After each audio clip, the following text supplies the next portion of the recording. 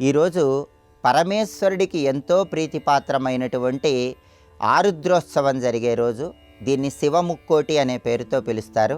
ఈ సందర్భంగా పరమేశ్వరుడికి సంబంధించిన ఎలాంటి పూజలు నిర్వహిస్తే సమస్త శుభాలు చేకూరతాయో, అదేవిధంగా పుష్య పౌర్ణమి సందర్భంగా పాటించాల్సిన ముఖ్యమైన విధి విధానాలేంటో నేటి శుభం లాభం అనే శీర్షికన పరిశీలిద్దాం. ప్రధానంగా ధనుర్మాసంలో ఆరుద్ర నక్షత్రం వచ్చిన రోజును శివముక్కోటి అనే పేరుతో పిలుస్తారు.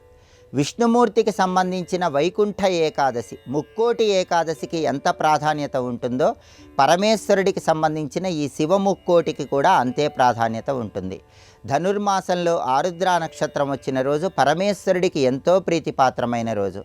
ఈరోజు పరమేశ్వరుణ్ణి పూజించడం ద్వారా మహాశివరాత్రి రోజు పరమేశ్వరుణ్ణి పూజిస్తే ఎంత అద్భుత ఫలితాలు కలుగుతాయో అంత అద్భుత ఫలితాలను అందిపుచ్చుకోవచ్చని ధర్మశాస్త్ర గ్రంథాలన్నీ తెలియజేస్తున్నాయి. కాబట్టి ఈరోజు శివాలయానికి వెళ్ళి ఈశ్వరుడికి అభిషేకం చేయించుకోవటం ద్వారా అద్భుతమైన శుభ ఫలితాలు సిద్ధింపజేసుకోవచ్చు.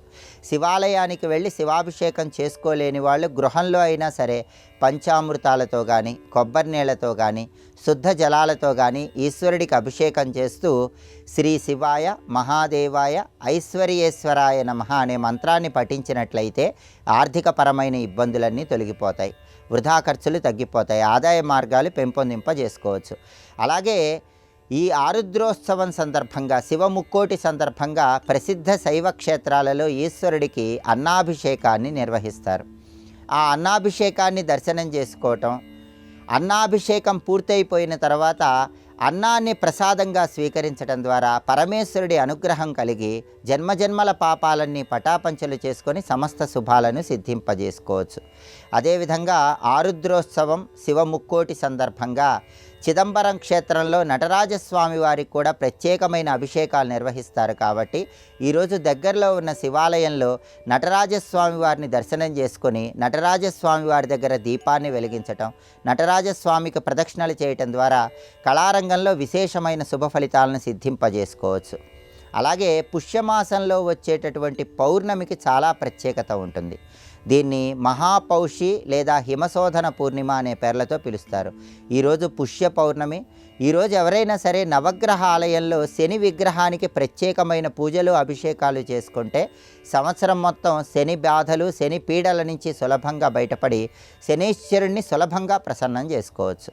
పుష్య పౌర్ణమి అంటేనే శనీశ్వరుడికి ఎంతో ప్రీతిపాత్రమైన రోజు. కాబట్టి ఈరోజు అందరూ కూడా దగ్గరలో ఉన్నటువంటి శివాలయానికి వెళ్ళి శివాలయంలో ముందుగా నవగ్రహాల దగ్గరకు వెళ్ళి నవగ్రహాల్లో శని విగ్రహానికి నువ్వుల నూనెతో అభిషేకం చేసుకోవాలి. దానివల్ల అనారోగ్య సమస్యల నుంచి సులభంగా బయటపడవచ్చు. అలాగే శనీశ్వరుడి విగ్రహానికి ఈరోజు కొబ్బరి నీళ్లతో అభిషేకం చేసుకుంటే ఆదాయ మార్గాలు పెరుగుతాయి. ఆవ నూనెతో శనీశ్వరుడి విగ్రహానికి అభిషేకం చేసుకుంటే శత్రుబాధలు, దృష్టి దోషాల నుంచి సులభంగా బయటపడవచ్చు.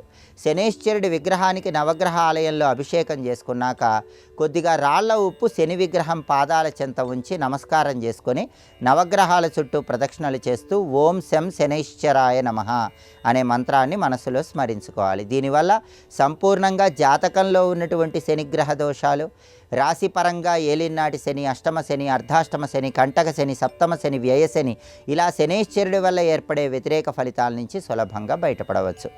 పుష్య పౌర్ణమి మహాపౌషి సందర్భంగా ఎవరైనా సరే దేవాలయ ప్రాంగణంలో మధ్యాహ్నం 1 గంట నుంచి 2 గంటల మధ్య ప్రాంతంలో 1.25 కేజీ నల్ల నువ్వులు, 1 ఇనుప మేకు, కొద్దిగా దూది, 1/2 కిలో పెసరపప్పు నల్లటి వస్త్రంలో మూటగట్టి దానం ఇవ్వటం ద్వారా కూడా సంపూర్ణంగా శని బాధలు, శని పీడల నుంచి బయటపడటానికి ఈ దానం విశేషంగా సహకరిస్తుంది.